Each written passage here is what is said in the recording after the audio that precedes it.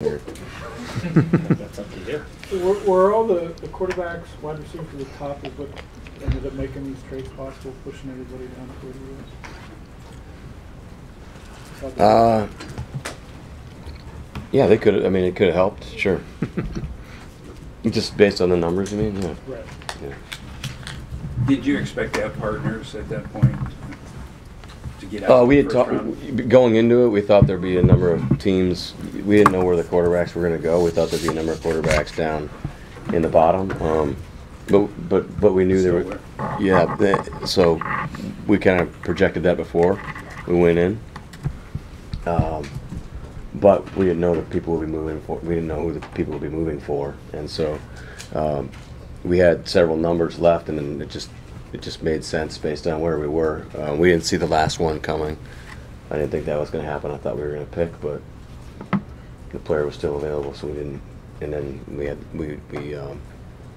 our guys did a great job of working the phones, and we were able to put something together. Besides unpredictable the first round as you've seen of it, it seemed like there were quite a few surprises there. Yeah, well, I think the biggest one was Pat. I mean, John and those guys in Kansas City going up to get him. That was the biggest trade. I mean, that was pretty. That rocked it pretty good. And I mean, there's a trade in the second pick with Chicago getting Trubisky. We didn't see that coming. So we can't be in everybody's buildings. John, was it a goal coming in to get more picks, John, or did it just kind of work out that way? That the board fell that kind of get that? I mean, it was to a certain extent, but not at the cost of losing a player. No. That's what was great. We didn't feel like we had to do that. We didn't feel like we lost a player to make the move, so we're really that kept us incentivized. Yeah, it was good. Is it that you didn't have first round grades on anyone left, or the guy is going to be available? No, we did. We had several. Okay. Yeah, so it just happened that other people were picking different players, and we had a couple upsets in there, and so that totally helped us out. To have 6 second, third round picks, pretty exciting going into tomorrow. Second day, yeah. I was like, really? When did that happen? Sorry, John. Sorry. I said second and third. Sorry, you threw me off. Yeah, no, we were just sitting in there looking at it. It's gonna be fun. It's gonna be a fun weekend. The first trade, is that something you work on ahead of time? Have calls with teams that if a guy's available, maybe we'll pull the trigger on this, or does it all happen minutes leading up to the pick? Minutes leading up to the pick. It's been our 8th draft now together, so everything moves pretty smoothly. When you make We're ready for whatever, in all the situations, yeah. When you make the move with the 49ers, do you have a pretty good idea they're going to take Foster? And a second question on that is how do you feel about trading within the division? Obviously you did it, but for some people would say, ooh, that's a little concerning. Some people. Yeah, I mean that's some people have that rule, in their building, like you never trade within the division, and I think on draft day it's just about draft weekend. Sorry, it's just about moving around, and so to me or to us it really doesn't matter. Now anything outside of that, outside of the draft is, it's got to be something that means a lot for both clubs. We traded with San Fran this last year at 53 cut and had a player fail his physical, but it's pretty rare. How about Foster? Did you have the sense that was the direction they go, or did you think maybe they're going to go with a quarterback? Or yeah, I didn't know at the time. Yeah, I would say though, there could be a time when you wouldn't want to do it because you know who they might pick and that we might overlook that opportunity to trade. That didn't happen, but it could. John had that thought in there, just to remind us, hey, this is within the division, and also we're tuned into that, but that wasn't the case. John, could you describe that trade with Atlanta and how it came down to the final seconds? Because the 3rd and the 7 seemed like a pretty good haul for moving 5 spots. In terms of, I'm sorry. Was it right down to the last moment before they? Was it pretty close? Yeah. Yeah. I mean, we were just trying to debate whether or not we were going to pick or make the trade. I'm sorry, that was the first one. So we had a couple things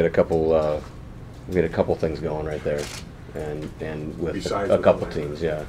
And so Atlanta's just made the most sense. It was the closest to us. I thought it was a really So- neat job. You know, John had to try to anticipate what would happen in the guys we were looking at. You know, could we still hold them available to us? And you know, he had to figure it out and take a shot at it, which was cool. It worked out. So it worked really just like we had hoped. So we're very fortunate there. You've talked in the past about John's ability to kind of know where guys are going to go in the draft. When you're making these trades, how important is that to I think this have was the feel for the way we're looking at it right now. This was just an exquisite example of that. I mean, it worked out exactly like we hoped it could, you know. And now here we are going into tomorrow with only one pick away from knowing that we're up, and we feel great about that because he, you know, had a good sense for it. So I think it worked out great. Worked out just the way we wanted. When you trade down like that, is there kind of a number of guys that you have to have in sort of the same like cluster? Or Yeah. they're gonna get- Yep. Exactly. Good question. That's right. Yeah, that's a good That's what it question. How many guys? It's amazing. You're amazing, Jeremy. What movie? Probably Step Brothers. 'Cause that's what we played. Yeah. Wedding Crashers. But no, but yes. right genre? You kind of had a habit of then, after you trade down, then you pile up some picks and trade back up. Can we expect that as a possibility tomorrow as well? With Lockett and It depends on how it starts peeling off, how it starts looking. Yeah, we do have freedom though. We have some freedoms here that could come to us, you know, and we're in a great spot in a couple of these rounds right now. So, you know, the phone. I imagine that, you know, we're not going to turn down the phone calls. John will be working it. In the old days, when the first round just kind of flowed right into the second round, obviously. Yeah, that was awesome. Things are flowing. Yeah. How do things change, if at all? It's That you get the whole night in the morning to kind of rethink where your position is. just exactly what you said. I mean, Yeah, more you time, have you know. time to like sit there and reset and stare at everything and talk to everybody and, you know, kind of go over some of the, you know, cover some of the things that you thought may have happened and didn't happen the night before. And yeah, you know, we wish it would just go like straight through, you know, and not, you don't, where we didn't have those breaks.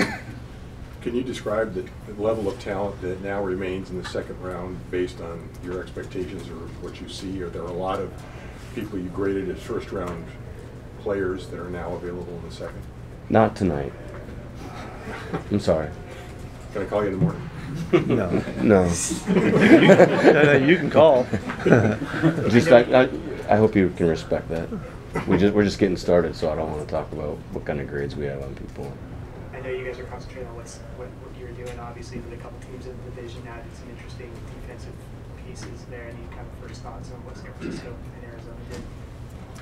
Good players. Yeah. They picked really good guys, you know, guys we knew well, and you know they're going to get good guys picking that high, you know. Two real good linebackers. Reddick's real interesting guy. Yeah, Foster, he's a terrific player. Yeah, really good player. Was there any thought of moving up? Were there any discussions about moving up at all, or is it strictly about moving down and acquiring picks? Yeah, Not much. We had enough choices that we were feeling pretty good about it, so we were okay where we were. What do you use to determine compensation? Do you guys use your own chart? There's the old Jimmy Johnson chart, but that was. Well, it's based off of that, but now with being able to trade the compensatory picks, Matt Thomas and a bunch of guys got together from different teams and put a new chart together. So we're following that now, but it's based off the same principle. It's like a scale, you know, like a scale. And Was there any activity, any more calls about Richard today? Now that it got to kind of a deadline here with the draft, Richard Sherman. I'd rather not get into that. If there was calls about him, Yeah. yeah, I'd rather not get into that. Sorry. There's just calls about like tons of players, so it's not specifically Richard. Just Marshawn traded him yesterday, finally got that done. Obviously, been a lot of talk about that, but just finally getting that done. You mean beast mode? Yeah. I guess just a thought on finally Beast mode. on finally just that trade getting done, and that he is going to be back and playing next year. No, I don't. Wish him the best. Anything else? Thank you. Nice job. Nice job. They do your job. Thanks, guys. See you.